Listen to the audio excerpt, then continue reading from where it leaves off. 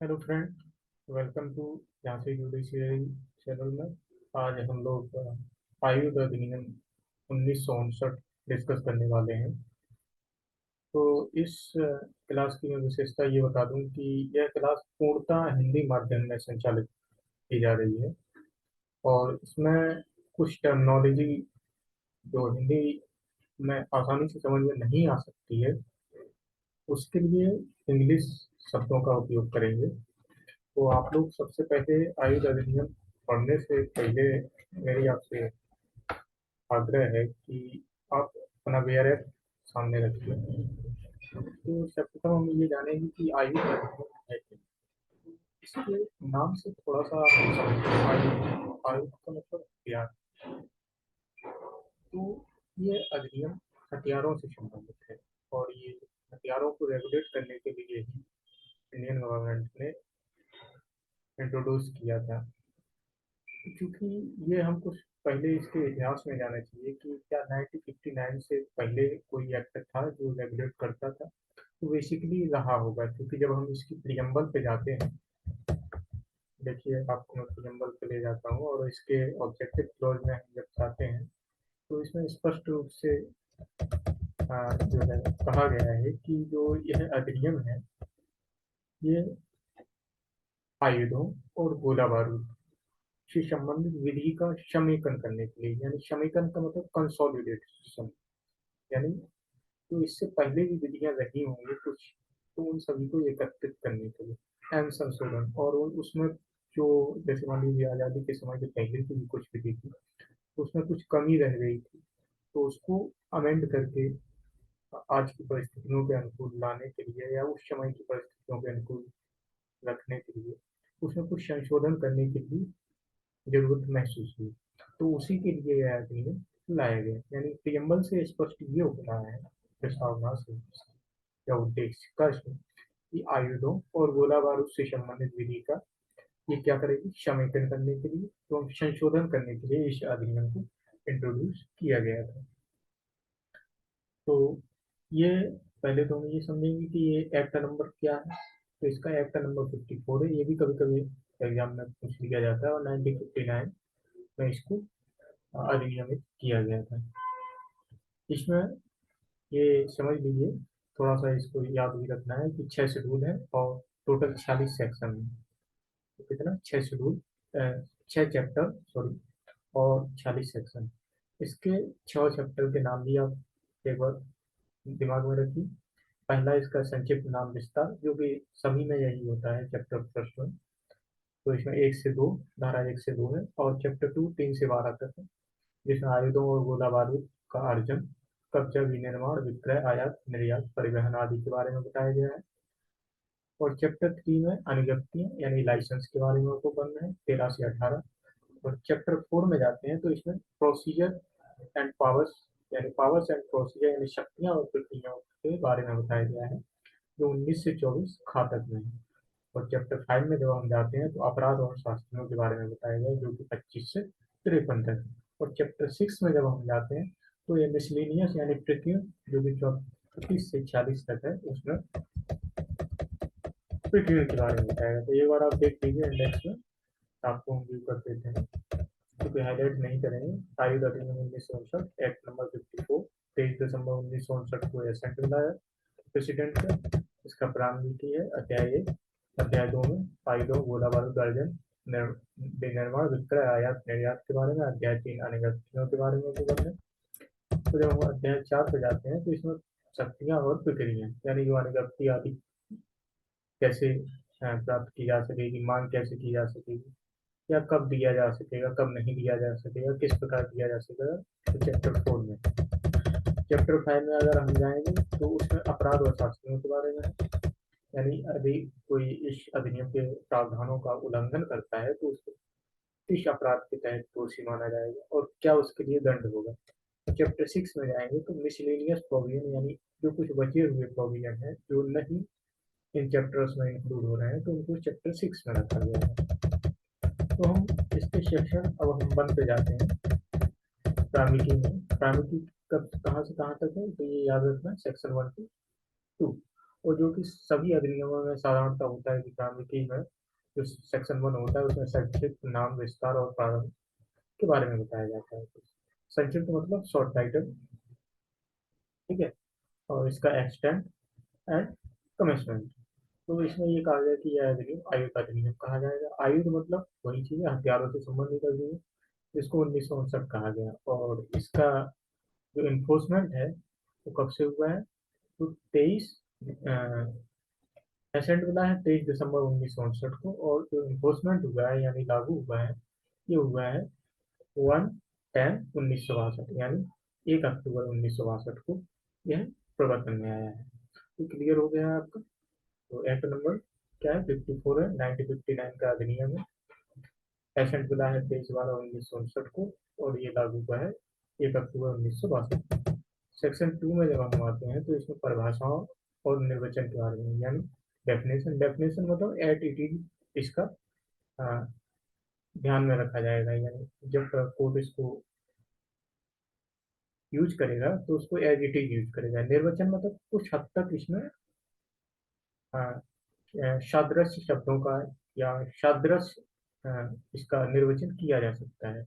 तो जैसे कि इसके हेडिंग से, हेडिंग से पता चल जाता है कि इस अधिनियम में जब तक कि संदर्भ से अन्यथा अपेक्षित ना हो, यानी जहां पर इस अधिनियम में दिया हुआ है कि संदर्भ से आप अन्यथा कुछ उसका अर्थ लगाइए, तभी आप लगाएंगे, नहीं तो जो एज इट इज जो इसमें परिभाषाएं दी गई है वैसे ही आप यूज करेंगे। तो इसकी सबसे पहली परिभाषा है अर्जेंट। तो अगर हम 2A में जाते हैं, 2A में अर्जेंट के बारे में बताया गया है। तो अर्जेंट से तात्पर्य क्या है, तो अभी हम परिभाषा तक ही देखेंगे आज इसमें। तो अर्जेंट में बताया गया है कि भाड़े पर लेना। अर्जेंट किस तरीके से करेंगे भाई, साधारणतः हम देखें तो भाड़े पर लेंगे, उधार लेंगे, या दान के रूप में। अर्जेंट का मतलब लेना, लेते हैं हम किस, तो इसमें बताया कि भाड़े पर लेना, उधार लेना, या दान के रूप में प्रतिकृत करना। प्रतिकृत मतलब रख लेना खुद, या उसे स्वीकार करना। और व्याकरण रूपभेद तथा सजातीय पदों सहित, यानी व्याकरण मतलब इसी तरीके का कोई शब्द है व्याकरण में तो वो भी इसमें इंक्लूड हो जाएगा। और सजातीय पदों मतलब इसी तरीके के सजात, यानी एक ही वर्ग के कुछ शब्द हैं, यानी सेम क्वालिटी, तो उसको भी इसमें इंक्लूड कर दिया। तो सामान्यतः अर्जन में कौन कौन आता है, उदाहरण लेना, दान के रूप में कोई यूज करना, और भाड़े पर लेना, प्लस व्याकरण रूपभेद और सजातीय रूप। अब आते हैं 2B में, ये इंपॉर्टेंट है, गोला बारूद। तो गोला बारूद का तात्पर्य क्या है, यानी गोला बारूद मतलब जो अग्नायुध में जिस बारूद की जरूरत होती है, गोले की जरूरत होती है, यानी अग्नायुध से अग्नि निकलती है तो अग्नि के लिए क्या गोला बारूद की जरूरत होती है, वही चीज रखते थे, यानी अग्नायुध के लिए जो गोला बारूद है वही रखते थे। तथा इसके अंतर्गत क्या क्या आता है, इट इंक्लूड्स, क्या क्या, रॉकेट भी आता है, बम भी आता है, ग्रेनेड, गोला और अन्य सब जो आप लोग जानते हैं। अब टारपीडो के काम में लाने के लिए, यानी जो टारपीडो होता है समुद्र में, तो उसको चलाने के लिए, या समुद्र के अंदर जो समुद्री सुरंग बिछाने के लिए, तो परिकल्पित वस्तुएं यानी पूर्व कल्पना में ये जरूरत होती है, तो वो वस्तुएं भी इसके अंतर्गत गोला बारूद में आ जाती है। या फिर विस्फोटक कोई पदार्थ है, विस्फोजनकारी पदार्थ, विस्फोजनकारी मतलब एक्सप्लोसिव एंड फुलमिनेटेड, अर्थात स्फुजनकारी और फैशनेबल मटेरियल, यानी कुछ इसी तरह का विखंडनकारी सामग्री या अपायकर द्रव्य है, गैस है, या अन्य ऐसी चीज जो इसमें इंक्लूड होती है, अंतर्विष्ट करती है, उसके लिए प्रकल्पित है, यानी पूर्व कल्पना की गई है कि ये इस तरह से यूज बनाई जा सकती है, अनुकूलित है। यानी अनुकूलित का मतलब जो अनुकूल हो उसको चलाने के लिए, चाहे वे अग्नायकों के साथ में उपयोग योग हो या ना हो। तो सीधी क्लियर, अगर परिभाषा में देखें हम सीधे जाएं तो अग्नायत के लिए गोला बारूद अपडेट है गोला बारूद से, ठीक है। इसके अंतर्गत रॉकेट, बम, ग्रेनेड, गोला और अन्य अस्त्र आते हैं। टारगेटों को काम में लाने के लिए प्लस अंतर सामग्री सुरंग में बिछाने के लिए जो परिकल्पित या अनुकूलित वस्तुएं हैं तो वो भी आती है। विस्फोटक, विस्फोजनकारी या विखंडन सामग्री भी आती है, या कोई अपायकर द्रव्य है, गैस या अन्य ऐसी चीज है जिसको रखने के लिए या रखने के लिए प्रकल्पित करने के लिए जो अनुकूलित या अन्य वस्तुएं हैं, चाहे वे अग्नायत के साथ उपयोग हो या ना, वो भी इसके अंतर्गत आते हैं। ये क्लियर होगी। अब अग्नायत को ये भरने के लिए जो चीजें हैं वो भी आती है, या उपसाधन है जिससे वो आपको अग्नायत भरा जा सकता है, तो वो भी इसके अंतर्गत आता है। और इसमें फ्यूजिव एंड फ्रिक्शन ट्यूब यानी पलीटे और घर्षण नलिकाएं भी इसके अंतर्गत आती हैं। पलीटे मतलब कुछ इसी तरह का बनने का सामान होता है। घर्षण नलिका इसको बेचने से ही कोई अग्नि उत्पन्न। और गोला बारूद के संगठन जिनसे गोला बारूद बनाया जा सकता है या उनके विनिर्माण के लिए मशीनरी, वो भी इसके अंतर्गत आती है। गोला बारूद के ऐसे संगठन जिनके लिए सरकार सूचना द्वारा विनिर्दिष्ट करे, स्पेसिफाई कर दे, तो वो भी इसके अंतर्गत होते हैं। तो क्लियर है। तो गोला बारूद से तात्पर्य अग्नायत के लिए गोला बारूद आवश्यक है। इसके अंतर्गत रॉकेट, बम, ग्रेनेड, गोला और अन्य अस्त्र हैं। टारपीडो को काम में लाने या अंतरिक्ष सुरंग बिछाने के लिए विस्फोटक, स्फोटनकारी या विखंडनीय सामग्री या पाइप, गैस या अन्य ऐसी चीज जो परिकल्पित एवं अनुकूलित हो, चाहे वे अग्नायत के साथ उपयोग योग्य हो या ना हो, तो गोला बारूद के अंतर्गत आते हैं। तो गोला बारूद की जो परिभाषा है वो कैसी, डेफिनेटेड भी है और इंक्लूसिव भी है। ठीक है। अब आते हैं टू सी, आयु। ये इंपॉर्टेंट परिभाषा हो जाएगी, आपको याद रखना है। दो गाँव में क्या है, आयु, क्योंकि इस अधिनियम का नाम ही आयु है, आयु अधिनियम, तो हमें आयु की परिभाषा भी जाननी बहुत जरूरी है। तो आयु से तात्पर्य क्या है, जो आक्रमण या प्रतिरक्षा में, इसका उपयोग आक्रमण या प्रतिरक्षा के लिए किसी भी प्रकार की या किसी भी वर्णन की वस्तुएं जो शस्त्रों के रूप में परिकल्पित है या अनुकूलित है। यानी आयु से तात्पर्य किसी भी वर्णन की भी वस्तुएं हैं जो शस्त्रों के रूप में परिकल्पित है, यानी जिनको पूर्व कल्पना द्वारा ये शस्त्रों के रूप में यूज की जा सकती है, या जो शस्त्र के रूप में उपयोग किए जा सकते हैं, अनुकूल हो शस्त्रों के रूप में उपयोग किए जाने के लिए, तो वो आयुध के अंतर्गत आते हैं। यानी आयुध से तात्पर्य किसी भी वर्णन की वे वस्तुएं जो शस्त्रों के रूप में परिकल्पित या अनुकूलित हो, जिनको आक्रमण या प्रतिरक्षा के लिए उपयोग किया जा सके। देख लीजिए आप परिभाषा। तो आक्रमण या प्रतिरक्षा के लिए शस्त्रों के रूप में परिकल्पित या अनुकूलित किसी भी वर्णन की वस्तुएं अपग्रेड है। और इसके अंतर्गत आता क्या क्या है, अग्नायुध आता है, तीक्ष्ण धार वाले अन्य घातक शस्त्र आते हैं। यानी अग्नायुध, तीक्ष्ण धार वाले और अन्य घातक शस्त्र और आयुधों के विभाग भी आते हैं, और उनके विनिर्माण की मशीनरी भी आती है। यानी क्या क्या इसके अंतर्गत आता है प्लस में, तो अग्नायुध, तीक्ष्ण धार वाले और अन्य घातक शस्त्र और आयुधों के भाग और उनके विनिर्माण के लिए, यानी जो बनाने के लिए मशीनरी इसके अंतर्गत आती है। किंतु जो केवल घरेलू या कृषि उपयोगों के लिए परिकल्पित वस्तुएं हैं, यानी जिनका यूज वो पहले से किया है कि ये कृषि और घरेलू उपयोग के लिए है, तो जैसे लाठी है या मामूली छुरी है, जैसे शस्त्र हैं जो खिलौने फिर उनमें उपयोग किए जाते हैं, यानी उनसे उनको भिन्न रूप में उपयोग में नहीं लाया जा सकता है, या शस्त्रों में परिवर्तित किए जाने के लिए वो अनुपयुक्त है, यानी उनका उपयोग शस्त्रों के रूप में नहीं किया जा सकता, तो इसके अंतर्गत नहीं आएगा। तो आएगा क्या कि आत्मा या प्रतिरक्षा के लिए किसी भी वर्णन की व्यवस्था जो शस्त्रों के रूप में परिकल्पित या अनुकूलित है, प्लस अग्नायुध, तीक्ष्ण धार वाले और अन्य घातक शस्त्र और आयुधों के विभाग और उनके विनिर्माण के लिए मशीनरी।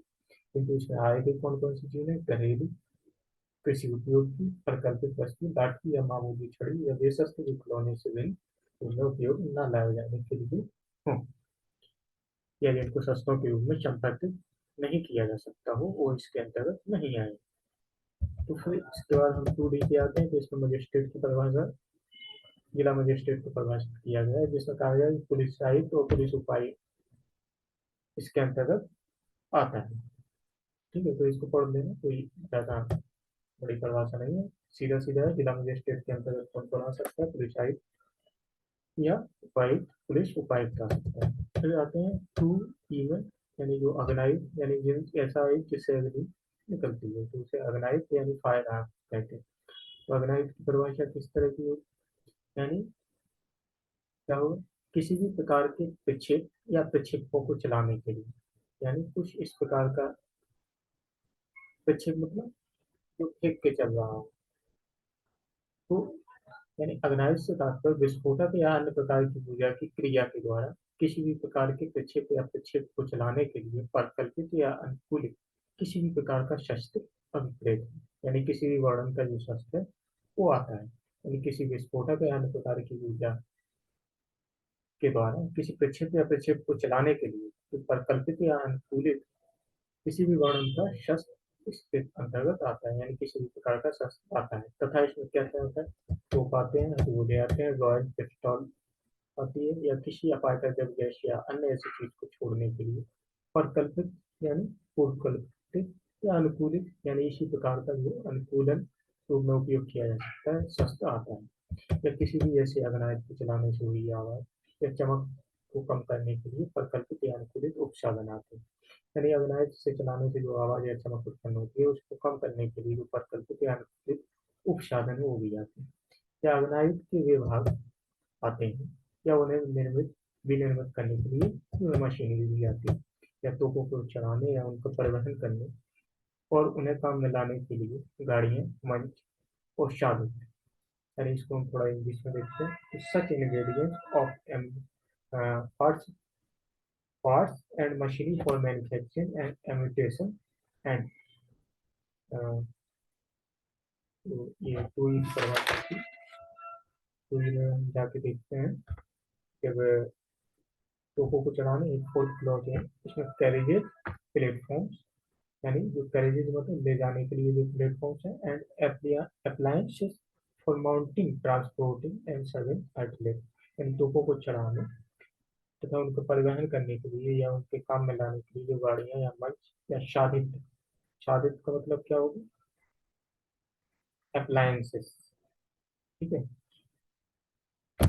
जो है तो वो भी इसके अंतर्गत आते हैं। सीधी परिभाषा है, देखिए विस्फोटक या अन्य प्रकार की ऊर्जा की क्रिया द्वारा किसी भी प्रकार के प्रक्षेप या प्रक्षेप को चलाने के लिए परिकल्पित या अनुकूलित किसी भी प्रकार के शस्त्र इसके अंतर्गत आते हैं। इसमें तोपे या गोले, रॉयल पिस्टल, किसी भी प्रकार के अपायकर्तव्य गैस या अन्य ऐसी चीज को छोड़ने के लिए परिकल्पित या अनुकूलित किसी भी प्रकार के शस्त्र इसके अंतर्गत आएंगे। या किसी भी प्रकार के ऐसे अग्नायुध को चलाने के कारण हुई आवाज को चमक को कम करने के लिए परिकल्पित या अनुकूलित उपसाधन भी इसके अंतर्गत आएंगे। अग्नायुध के भाग भी इसके अंतर्गत आएंगे, या उन्हें बिजली निर्मित करने वाली मशीनरी भी इसके अंतर्गत आएगी। तोपों को चढ़ाने, परिवहन करने, मिलाने, गाड़ियां, मंच, शादी इसके अंतर्गत आते हैं। और इसके बाद इम्पोर्टेंट परिभाषा आपकी अनुव्यक्ति की है, ठीक है। तो अनुव्यक्ति को टू पड़ाका यानी टू ईए में परिभाषित किया गया। तो अनुव्यक्ति का मतलब यही है कि जो अधिनियम या इसके अधीन, इस अधिनियम के अधीन जो प्राधिकारी ने नियम बनाए हैं इसका हम ले जाते हैं टू पड़ाका पे। ये पुराना एक्ट है तो इसमें नहीं गया है, नए एक्ट में अनुव्यक्ति का परिभाषित किया गया है। उसमें यही लिखा है सीधा सा कि अधिनियम या उसके अधीन नियमों के उपबंधों के लिए यदि कोई अनुव्यक्ति या लाइसेंस दिया जाता है वही अपग्रेड, और इसके अंतर्गत इलेक्ट्रॉनिक रूप में भी अगर कोई अनुमति दी गई है, लाइसेंस दिया गया है तो वो भी जाता है, ठीक है। क्लियर हो गया हमको। और मजिस्ट्रेट की परिभाषा टू एफ में दी है, यानी दो चाचा में। तो मजिस्ट्रेट से तात्पर्य यहाँ पे ये बताया गया कि कार्यपालक मजिस्ट्रेट रखते थे, ये देख लीजिए आपको। और फिर इसके बाद अगर हम टू जा में जाएंगे तो ये भी इम्पोर्टेंट परिभाषा है, यानी प्रोहिबिटेड जो एमुनेशन है, यानी विकसित गोला बारूद है, उसके अंतर्गत क्या क्या आता है। तो कोई भी गोला बारूद जो किसी अपायकारी द्रव गैस या अन्य ऐसी चीज को अंतर्विष्ट रखने वाला या रखने के लिए परिकल्पित या अनुकूलित, यानी अगर हम डायरेक्ट के हिसाब से चलें तो किसी भी अपायकारी द्रव गैस या अन्य ऐसी चीज को अंतर्विष्ट रखने वाला या रखने के लिए जो परिकल्पित हो, अनुकूलित, ऐसा गोला बारूद इसमें आते हैं। और इसके अंतर्गत रॉकेट बम, ग्रेनेड, गोला, टॉर्पीडो काम में लाने के लिए, अंतर समुद्री सुरंग बिछाने के लिए तो परिकल्पित या अनुकूलित वस्तुएं हैं, जिन्हें केंद्रीय सरकार राजपत्र अधिसूचना द्वारा विकसित गोला बारूद के रूप में स्पेसिफाई करते हैं तो उसके अंतर्गत आते हैं। अब आते हैं प्रोहिबिटेड आर्म्स, यानी जो विकसित आयुध क्या है। तो सीधी सी ये भी परिभाषा है, तो ज़्यादा स्थित नहीं है।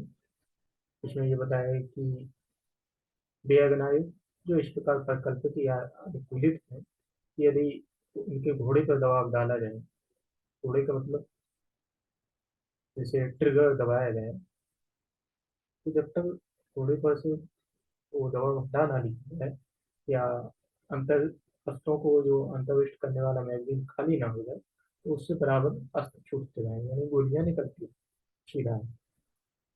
तो शिरा क्या है, गोली पर दबाव डाला जाए, दबाव ना हटाया जाए, तो उनसे गोलियां निकलती रहेंगी जब तक कि मैगजीन खाली ना हो जाए।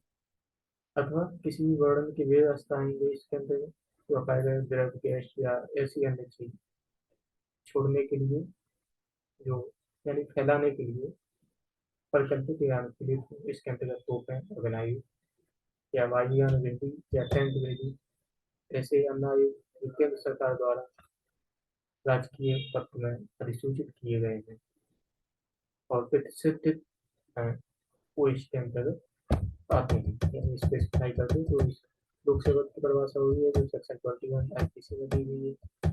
और इसमें यही बताया गया कि जो ग्रामेटिकल रूपभेद है, यानी व्याकरणिक रूपभेदों का और सजातीय पदों का अगर अर्थ लेना है, तो जब तक कि संदर्भ से अन्यथा प्रतिकूल प्रतीत ना हो, यानी तो तब तक सेम मीनिंग लिया जाएगा। अंतरण के अंतर्गत जैसे भाड़े पर देना है, उधार देना है, कब्जा देना है, या कब्जा विलग करना है, ये सब चीजें आएंगी। तो ये कोई इम्पोर्टेंट परिभाषा नहीं है। और इस प्रकार हमारा परिभाषा खत्म हुआ। आशा करता हूँ आपको ये वीडियो अच्छा लगा होगा। और मैं इस सीरीज को स्टार्ट कर दिया हूँ, और ये पूरा सीरीज आपको हिंदी में ही रहेगा। और यदि आपको ये अच्छा लगे तो आप कमेंट जरूर करिए, मुझे इससे फीडबैक मिलेगा कि आगे कुछ मैं और भी प्रयत्न करूँ, इसमें कुछ इम्प्रूवमेंट करूँ। तो आप लोग जरूर इस पर फीडबैक कीजिए। Thank you for watching this video.